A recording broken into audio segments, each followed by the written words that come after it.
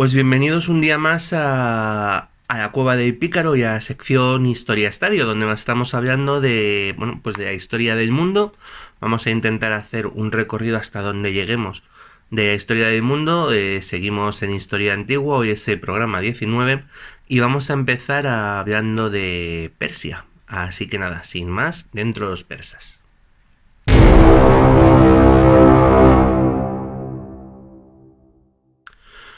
Y recordaréis que en el último episodio, bueno, pues habíamos dejado Persia en manos de un hombre llamado Gaumata el Mago, que había aprovechado que la ejecución del hermano de Cambises II se había mantenido en secreto para hacerse pasar por el príncipe Esmerdis, ¿vale? Se hacía llamar Esmerdis.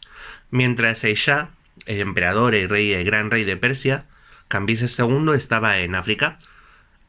Con esta acción lo que tal Gaumata hizo fue atraer hacia él a un buen número de partidarios, de gente contraria a Cambises, ¿vale? De modo que obligó a Shah a regresar a toda prisa a Persia para encontrarse con que el falso Esmerdis había reunido a tantos partidarios que iba a ser imposible derrotarlo, de modo que parece ser que Cambises II prefirió suicidarse a verse deshonrado por la derrota, ¿vale? Y de este modo se convirtió el falso Esmerdis en el nuevo Shah de Persia, aunque no va a durar mucho tiempo, ¿vale?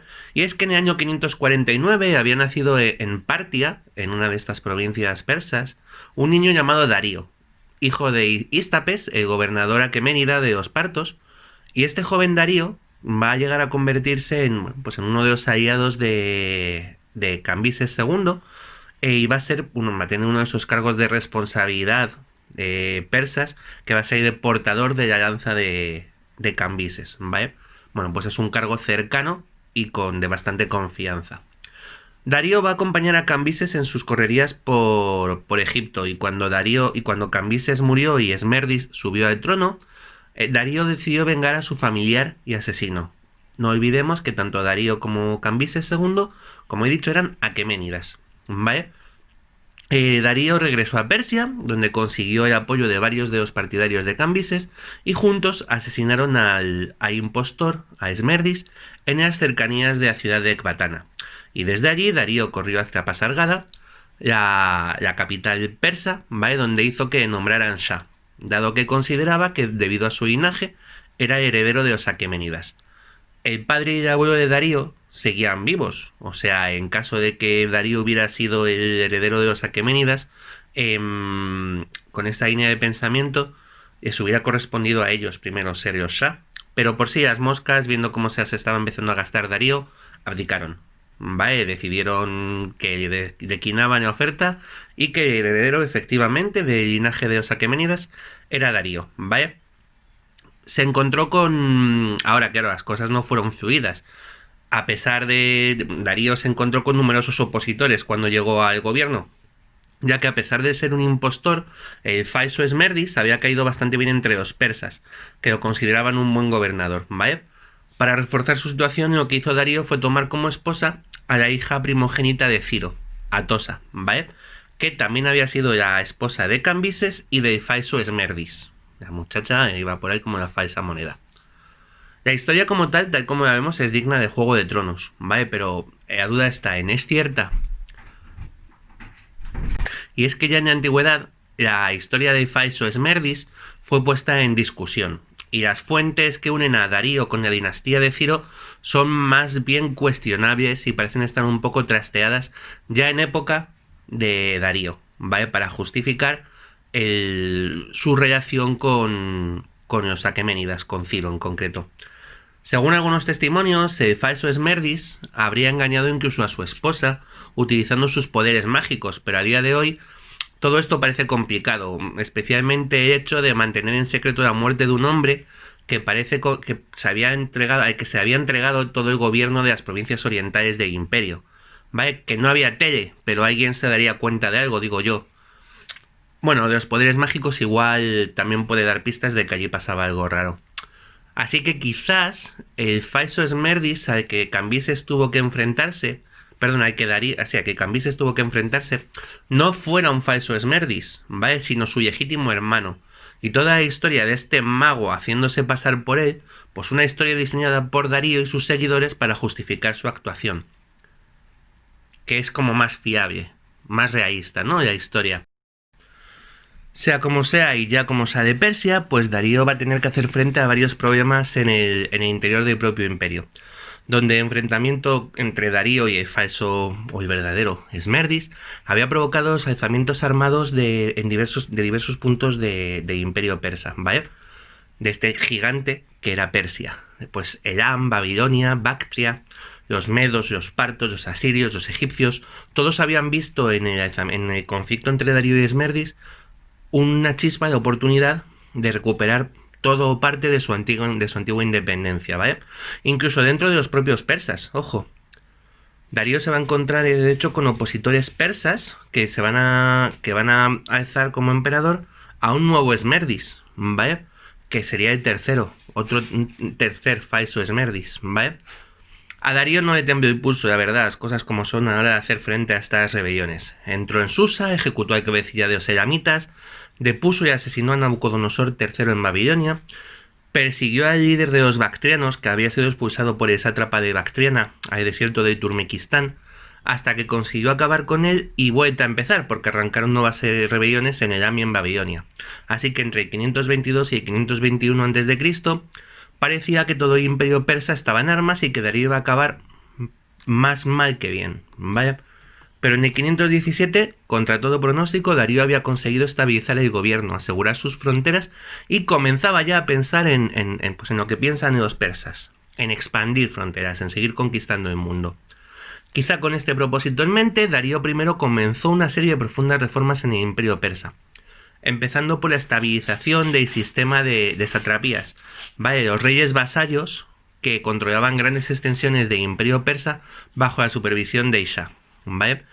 Además, también va a hacer como van a hacer los romanos después. Durante el gobierno de Darío va a comenzar una gran red de carreteras que va a facilitar la comunicación entre los grandes puntos del imperio, ¿vale? Creándose, entre otros, por ejemplo, el llamado Camino Real, que terminaría uniendo Éfeso, en la costa de Anatolia, con Persépolis, en el corazón de Irán, ¿vale? Van a crear puentes, incluso, por ejemplo, grandes puentes como en el Bósforo, ¿vale? Uniendo las dos mitades, bueno, pues Asia con Europa. Van a concluir el canal entre el Nilo y el Mar Rojo, iniciado por Necao II, ¿vale? Con lo cual, tanto ejércitos como comerciantes pudieron moverse con una gran facilidad por todo el imperio, que además permitió la estabilización de una moneda única, ¿vale? Aunque dentro del gobierno persa se permitieron unas particularidades locales en cuanto a religión y cultura. Por ejemplo, como demuestra que en los libros bíblicos ya se cuenta que los judíos que habían regresado a Jerusalén continuaban con su adoración a Yahvé, ¿vale? Con estas cartas sobre la mesa y decidido a convertirse en el señor de todo lo conocido, Darío comenzó la expansión de unas fronteras que ya estaban aseguradas. En sus fronteras orientales se dirigió hacia el Valle de Indo, ¿vale?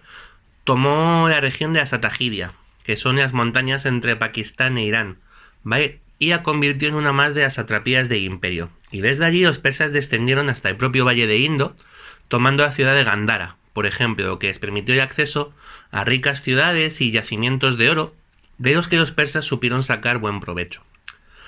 Tras asegurar su frontera oriental, Darío se volvió hacia el suroeste, ¿vale? Donde se encontraba, por supuesto, Egipto. Y es que desde el mismo momento de la conquista, los egipcios se habían mostrado poco dispuestos a aceptar la dominación persa. Surgieron varias revoluciones que habían sido derrotadas por el sátrapa de Egipto, Ariandes. Pero en el 518, Darío finalmente fue en persona a Egipto a poner orden, a decir, aquí estoy yo, ¿vale? Y puso por fin a la disidencia egipcia. Y después continuó, no se paró en Egipto, sino que se dirigió a la actual Libia y tomó lo que entonces se llamaba como Cirenaica, ¿vale? Que es pues eso, una región de la actual Libia. Darío era consciente de que a pesar de haber asegurado la mayor parte de sus fronteras en el norte, había un peligro, bueno, pues el peligro que había acabado con la vida del propio Ciro. Y es que en el norte del imperio estaban los escitas. Y hacer frente a los escitas iba a requerir de una gran campaña que va a provocar que todo el mundo conocido se tambalee. Pues para acabar con los escitas, Darío va a tener que salir de Asia y entrar en Europa. Los escitas se extendían entre lo que hoy son Kazajstán y Ucrania, más o menos, Vale, una región extensísima de planicies y llanuras, y Darío consideró que la mejor forma de acabar con estos escitas era atacarles desde el oeste, ¿vale? Quizá para luego empujarlos contra sus propios dominios en el este y cerrar una pinza sobre ellos para aplastarlos, ¿vale? Eso lo que hizo fue que enviara a sus ejércitos a través del Bósforo hacia la región de Tracia, ¿vale? Una región de influencia griega que se corresponde con actual Bulgaria. Sin embargo, aunque Darío consiguió llegar incluso hasta el Danubio, los escitas comenzaron a llevar una campaña de tierra quemada contra los persas que se impidió conseguir... Bueno, cuando se habla de campaña de tierra quemada, hablamos literalmente de eso, de que según el ejército retrocede, va quemando todo lo que va dejando atrás. Granjas, campos, cultivos, etc. ¿Vale? Lo que hizo esto es que los persas se encontraran con que no podían conseguir habituallarse mientras avanzaban, mientras seguían a los escitas. ¿Vale? De modo que finalmente los persas tuvieron que retroceder hacia Tracia. Y los escitas continuaron amenazando, y ahora con más motivos y más enrabietados, el norte del imperio aqueménida. ¿Vale? Tracia, sin embargo, va a continuar en manos de los persas. Y después de tomar también la región de Macedonia, se habían convertido en incómodos vecinos para los griegos, que además ya habían visto en los últimos años, en época de Ciro II, cómo los persas se iban a ir asentando y adentrando en Anatolia, haciéndose con el control de muchas de las colonias griegas de Jonia. Intentando no provocar a los persas, Atenas llegó a un acuerdo con estos. Vaya, ya veremos la semana que viene la situación específica de Atenas, vaya, en estos momentos, de Clístenes y de por qué hace esto. Pero bueno, hoy continuamos, lo vamos a ver desde la perspectiva persa. Atenas va a llegar a un acuerdo con los persas, ¿vale? Esperando que pronto pierdan el interés en la zona. Darío entendió este pacto como un sometimiento completo de los griegos, y es que lo entendió mal, las cosas como son. Y concedió un estado de satrapía especial a las colonias jónicas. Pero la verdad es que los jonios no aceptaron los privilegios que les concedían, y en el año 500 a.C. las ciudades jónicas se alzaron contra Persia. Y Atenas se unió a ellas, ¿vale? Solo hubo dos ciudades griegas que ayudarían a los jonios, ¿vale? Que serán Atenas y Eretria. Eretria es una ciudad cercana a Atenas situada en la isla de Eubea, ¿vale? Bueno, pues y además esto hizo que los atenienses rompieran el pacto de entendimiento que habían firmado con Darío. El artífice de todo este alzamiento contra los persas fue el tirano Aristágoras de Mileto, ¿vale? Sería líder de este movimiento y recibiría ayuda de las propias ciudades, pues eso, de Jonia, de Atenas y de Eretria, y en un golpe inesperado consiguió llevar a los griegos hasta la propia Sardes, ¿vale? La capital de la satrapía de Idia, destruyendo la ciudad hasta las cenizas, ya que había sido la antigua capital del rey Creso, recordad, ¿vale?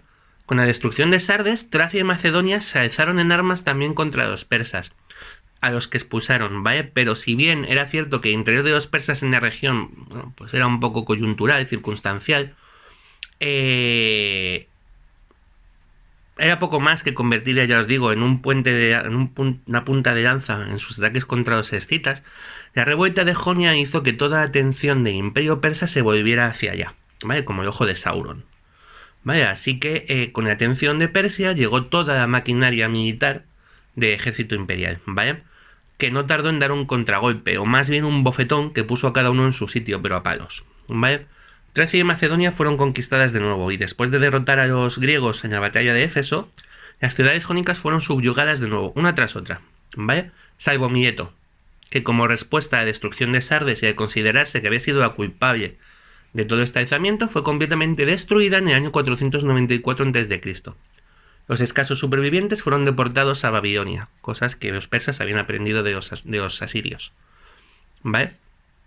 Lo que convertía, por cierto, en Mesopotamia, en Babilonia, el hijo de Darío y la hija de Ciro, ¿vale? De esta Atusa, Jerjes había sido coronado como rey de Babilonia, ¿vale? Es decir, heredero del trono de Persia.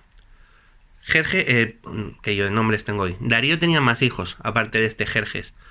Pero como hemos visto, a diferencia de Jerjes con nosotros, con sus hermanastros, con sus hermanos, era que Jerjes descendía de Ciro.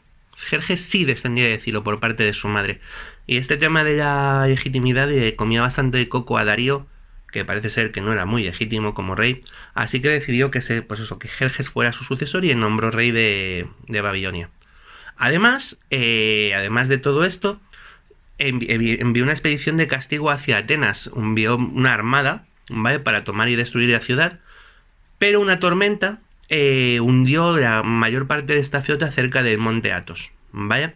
Así que Atenas se quedó sin castigo. Quizá esto podría haberse quedado en un quítame ya estas pajas para griegos y persas, ¿vale? Pero estos se habían encontrado cara a cara por primera vez y no se habían gustado. Probablemente habían visto un espejo en nosotros de lo que más odiaban. Para los griegos, los persas eran un imperio dominador, ¿vale? Para los persas, los griegos eran unos rebeldes bárbaros. En la tradición clásica, las revueltas jónicas cierran el periodo de la llamada Grecia Oscura para pasar a la Grecia clásica. Ya a partir de aquí, cuando hablemos de Grecia, estaremos en esta Grecia clásica. ¿He dicho Grecia Oscura? No, Grecia arcaica. Pasamos de la Grecia arcaica a la Grecia clásica. Y bueno, como nota final sobre esta historia de momento, entre los persas se cuenta que Darío eligió uno de sus esclavos para que cada mañana le dijera una frase mítica, ¿vale? Recuerda a los atenienses, ¿vale? No era muy de olvidar Darío I. Pero bueno, como veis, con esto las guerras médicas están llamando a las puertas. Pero vamos a dejar aquí Persia y Grecia y nos vamos con Roma, ¿vale? Así que nada, vamos a Roma. Y es que mientras los persas estaban extendiendo su imperio en Italia, Roma comenzaba a dar los primeros pasos de su ya recién nacida república, ¿vale? Como recordaréis, en el año 509, después de la expulsión del rey Tarquinio el Soberbio, los senadores romanos van a elegir a sus primeros cónsules. Los dos primeros cónsules, los cónsules van a ser una institución colegiada, ¿vale? Es decir, van a salir de dos en dos y os va a elegir el Senado. Los primeros cónsules de Roma van a salir de aquellos que se habían enfrentado al propio Tarquinio el Soberbio, por todo el tema de la violación de Lucrecia, de la que ya vamos. Van a ser Lucio Junio Bruto y Lucio Tarquinio Colatino, ¿vale?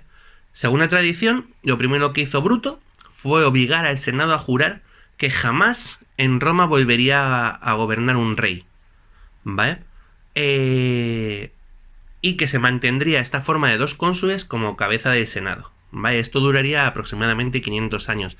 Y de hecho, con muy escasas excepciones, por cierto. Y tal como Bruto había dicho, jamás un rey gobernaría de nuevo Roma. De hecho, los romanos tenían una especial aversión a la palabra rex, rey, ¿vale? Muchas veces uno de los mayores insultos o de las mayores acusaciones que podían hacer a alguien en Roma era querer convertirse en rex. Y esto va a continuar mucho tiempo, bueno, siglos, toda la vida. En Roma, los emperadores, de hecho, se acuñaría ese término de César o de Augustos, precisamente para no llamarles rex. Pero es que cuando continuase el Imperio Romano, los reyes, sí que habría reyes emperadores en el Imperio Oriental, nunca se llamarían rex, serían basileus, por ejemplo, ¿vale? Pero el término rex no volvería a utilizarse jamás en Roma. Bueno, tenemos a Lucio Junio Bruto y a Lucio Tarquinio Colatino como los dos primeros cónsules de Roma, y entonces van a empezar una vida idílica y llena de fantasía. No cuela, vale, no cuela. No, evidentemente no. Nada más empezar, lo primero que hizo, después de obligar a los senadores a jurar estas cosas, lo primero que hizo Bruto fue exigir la destitución de su compañero, de su colega, de Lucio, Tarquin. Digo colega porque ese es el significado real de la palabra colega, que compartes un puesto, ¿vale? El colega de Bruto era Colatino, ¿vale? ¿Cuál era el motivo de que Bruto exigiera la destitución de Colatino? Que Colatino pertenecía a la misma familia, era familiar de Tarquinio el Soberbio, ¿vale? Era de origen etrusco, y el argumento de Bruto fue que Roma jamás podría quedar libre hasta que no quedase ningún Tarquinio. Se olvidaba también que después de Colatino, él era el pariente más cercano de los Tarquinios, pero esto lo dejó... Que no. Consiguió que Colatino abandonara su consulado, siendo sustituido por uno de los principales aliados de Bruto, Publio Valerio, ¿vale? Aunque para mucha gente el objetivo de Bruto en todo esto era gobernar en solitario. Y quizá incluso algunos familiares de Bruto se dieron cuenta de esto, ya que no tardaron mucho en empezar a conspirar contra él. Esto es muy romano, conspirar contra todo el mundo. Y de hecho, los familiares de Bruto lo hicieron con la ayuda del propio rey exiliado, de Tarquinio el Soberbio, que estaba deseando volver a Roma. Bruto descubrió las conspiraciones, ejecutó a sus adversarios, incluyendo a sus propios hijos, que así se desgastaban en Roma, los espartanos a su lado eran unas madres, ¿vale? Lo que provocó la ira de Tarquinio, que convenció a los etruscos de la ciudad de Velles de que declararan la guerra a Roma. La República Romana podría haber acabado aquí mismo, ¿vale? Pero Bruto dirigió el ejército romano a una cruenta batalla en la que consiguió derrotar a los etruscos, obligando a Tarquinio a huir a la ciudad de Clusio, ¿vale? También bajo la tutela de los etruscos. Bruto no va a volver a Roma, va a morir en el campo de batalla frente a los etruscos de Velles, y el Senado va a elegir un nuevo cónsul que va a acompañar a Lucio Valerio, ¿vale? Que va a ser Espurio Lucrecio ojo, un segundo. Espurio Lucrecio Tricipitino, ¿vale? Tricipitino. Pero Tricipitino tenía una edad tan avanzada que murió a los pocos días de su elección, ¿vale? De modo que se tuvo que elegir un nuevo sufectus, que es como se llamaba a estos cónsules suplentes de Roma, ¿vale? Que fue Marco Horacio Pulvilio. De modo que el primer año de la República de Roma vería cómo pasarían por la ciudad 5 cónsules, ¿vale? Va a haber años peores. Tarquinio el Soberbio tenía que ser todo un come-orejas, ¿vale? Porque después de haber llevado a Velles a la guerra, a enfrentarse con Roma, también convenció al rey de Clusium para hacer lo mismo. El rey de Clusium era un etrusco llamado Lars Porsena, ¿vale? Y Porsena actuó con gran rapidez y consiguió poner sitio a la ciudad de Roma, que de pronto se encontró rodeada por un ejército de sus enemigos. Los jóvenes romanos, viendo que su ejército no iba a poder levantar el sitio, sortearon entre ellos quién debía salir de la ciudad y asesinar al rey Lars Porsena, siendo elegido, de la suerte, de la diosa Fortuna, un joven llamado Quinto Mucio Escévola, ¿vale? Que salió de Roma durante la noche, con el permiso del Senado, para aquello de que luego no dijeran que era un desertor, ¿vale? Y vestido a manera de los etruscos, consiguió adentrarse en el campamento de estos y atacar al rey. O al menos al hombre que él pensaba que era el rey, porque se equivocó, ¿vale? Fue detenido por los soldados de Porsena, llevado ante la presencia del rey, y los etruscos amenazaron con torturarle para que hablara y para que contara cosas sobre Roma y todo esto, ¿vale? Y lo que hizo aquí el mozo, Quinto Mucio, ¿vale? Fue meter de manera voluntaria su mano derecha en uno de los braseros, ¿vale? Quemándosela por completo. Sorprendido por la actitud del joven, Porsena decidió perdonarle la vida. Y el hombre que a partir de este momento, ya os he dicho, era Quinto Mucio Escévola, Escévola se lo ganó en este momento. Escévola es zurdo, ¿vale? Y es que como se había quemado la mano derecha, pues a partir de ahí llamaron izquierdo. Pues Escévola le contó que había 300 jóvenes romanos que habían hecho el mismo juramento que él y que estaban en el campamento y que iban a matarlo, ¿vale? Era mentira, era súper mentira. Escévola estaba solo en el campamento de los etruscos, pero claro, Lars Porsena no tenía forma de saber esto, y ante la perspectiva de 300 fanáticos romanos que estaban allí, que eran capaces de meter las manos en los braseros, así como el que no quería la cosa, decidió que mejor él se marchaba y que dejaba a los romanos a sus cosas. A ver si con un poco de suerte se mataban entre ellos, ¿vale? Expulsado de Clusium tras el asunto de Escévola, Tarquinio aún encontró un refugio entre los latinos, ¿vale? Otra tribu, otra de las tribus de la zona, y los acaudilló de nuevo contra Roma, ¿vale? La batalla entre latinos y romanos tuvo lugar en Tusculum, y por primera vez los romanos eligieron a un dictador para acabar con la amenaza que suponía Tarquinio el Soberbio ya de una vez por todas, que este señor estaba ya tocando los cojones por demás. El dictador fue Aulio Postumio, ¿vale? Que dirigió las fuerzas romanas y consiguió enfrentarse en persona al propio Tarquinio. Adquirió de tanta gravedad que el antiguo rey de Roma moría poco antes de empezar la batalla. Romanos y latinos continuaron luchando, pero los romanos, se van a imponer, y tal y como habían hecho con los albanos, los romanos obligaron a los latinos a someterse a ellos, a su manera, Los latinos seguirían siendo autónomos, pero Roma se convertía en la cabeza de la Liga Latina, ¿vale? Controlando cualquier relación de los latinos con el exterior. Sin embargo, la situación en Roma no se va a calmar con las derrotas de etruscos y latinos, y de hecho, muchos historiadores piensan que al contrario, todo lo que ocurriría en los siguientes años de Roma será consecuencia de la pérdida de poder de los etruscos en la región, ¿vale? Lo que va a crear un vacío de poder que Roma aún no tenía los mecanismos adecuados para cubrir así por las buenas, por lo que en muchas ocasiones va a terminar haciéndolo por las malas, que es como sabían hacer las cosas los romanos. Una de las cuestiones más gordas que iba a tener que resolver iba a estar dentro de su propia creación, dentro de la propia historia de Roma y dentro de su propia forma de ser, por así decirlo, y es que hablamos del desmedido poder de las familias patricias. Recordad, eran las familias de los primeros romanos que se habían unido a Rómulo, los patres, ¿vale?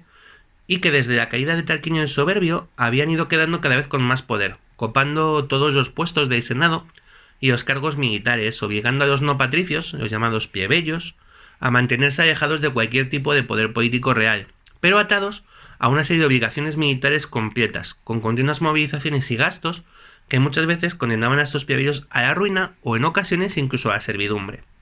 Y este tema va a estallar entre los años 495 y 494 a.C., ¿vale? En el 495 gobernaban los cónsules Apio Claudio Sabino y Publio Servilio Prisco. Apio Claudio Sabino y Publio Servilio Prisco Structo. Y el primero de ellos, Sabino, sobre todo realizó una gestión draconiana de la deuda que habían generado los plebeyos, lo que hizo que muchos de ellos, hasta las mismísimas narices de la situación, abandonaran Roma directamente y se trasladaran al cercano Monte Sacro, ¿vale? Por eso se llama esta situación la rebelión del Monte Sacro, ¿vale? Los plebeyos se negaron a cumplir con sus obligaciones militares, lo que dejó a los patricios con la boca abierta y preguntándose qué hacer, porque sin plebeyos Roma no tenía ejército. Recordad que cuando hablamos de esta época de Roma, no tenemos un ejército, al igual que en Grecia, no tenemos un ejército profesional. Son propietarios que se pagan ellos las armaduras, las armas y todo esto, ¿vale? Bueno, pues con los plebeyos fuera de Roma y diciendo que a mí tururú, vamos a decirlo así, los patricios se quedaron, pues eso, en blanco, y de hecho los plebeyos en Montesacro crearon su propia estructura de poder, ¿vale? Un concilio de plebeyos, que era su forma de ver el Senado, su propio Senado, por así decirlo, hay que llamaron, como he dicho, concilio, y en vez de 2 cónsules, lo que llamaron 2 tribunos de la plebe, ¿vale? Bajo la amenaza de varios pueblos extranjeros que aprovecharon la situación, vamos, como hienas, para dirigirse hacia Roma, entre ellos los volscos y los equos, ¿vale? Los patricios romanos se vieron obligados directamente, no pudieron pensárselo demasiado, a aceptar las exigencias de los plebeyos para poder movilizar de nuevo un ejército que pusiera en orden la ciudad, que defendiera a Roma, ¿vale? Porque era o aceptar o caer. Así que se tuvo que reconocer, los sucesores de Apio Claudio Sabino, que había sido el que había montado este lío, tuvieron que aceptar la presencia de los 2 tribunos de la plebe en Roma, y también tuvieron que reconocer el derecho legislativo del concilio de los plebeyos. De momento la situación se había salvado, más o menos, aunque los conflictos entre patricios y plebeyos aún van a durar muchos años. Sin embargo, Roma llegó a tiempo de preparar su ejército contra los volscos, que ya estaban en marcha hacia la ciudad, ¿vale?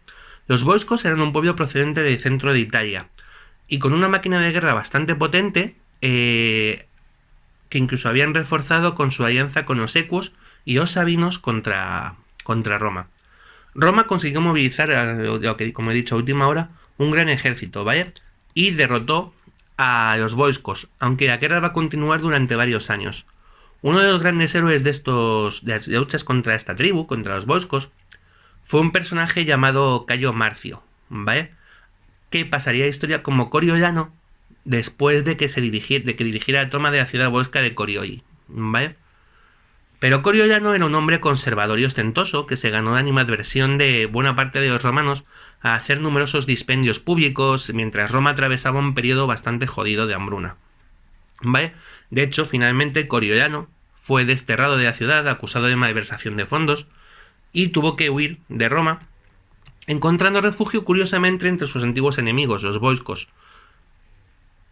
Y es que con bastante mala baba, mala baba o justicia poética, esto ya depende, lo que Coriolano hizo fue preparar a los volscos, ¿vale? Entrenarles y prepararles para hacer frente a Roma, ¿vale?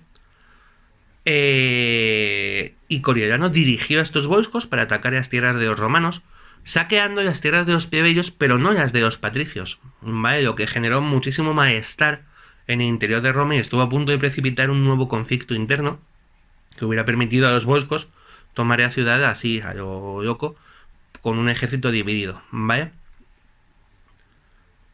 Coriolano incluso volvió a reunir la Liga Latina contra Roma, ¿vale? Y se preparaba ya para asegar la ciudad, para asediar la ciudad, cuando una delegación de mujeres romanas, dirigida por la propia madre de Coriolano y su esposa, la esposa de Coriolano, no de su madre, ¿vale? No eran tan avanzados. Se presentaron ante él. Fueron hasta el campamento Bosco, se presentaron ante Coriolano y echaron en cara que era un traidor y un cabrón con pintas y suplicaron justicia para Roma. Agobiado al ver ante él a su madre y a su propia esposa, Coriolano abandonó el sitio de Roma y regresó a las tierras de los volscos, donde fue acusado de traición y ejecutado mediante lapidación por orden de uno de los reyezuelos volscos, ¿vale? Las guerras entre los volscos y los romanos van a continuar durante varios años, y de hecho se prolongarán un par de siglos, ¿vale? Con diferentes giros en los que los volscos casi siempre encuentran ayuda de algún otro pueblo, pues los ecuos, los sabinos, los latinos, como ya hemos dicho. Pero los volscos no van a ser los únicos enemigos de Roma, y los etruscos aún no han dicho todo lo que tenían que decir. Pero bueno, esto lo vemos más adelante, que hoy terminamos aquí, ¿vale? Nada, chicos, espero que os haya gustado, lo de siempre, seguidnos, campanita, like, difundir si os apetece, y nada, nos vemos en breve. ¡Salud!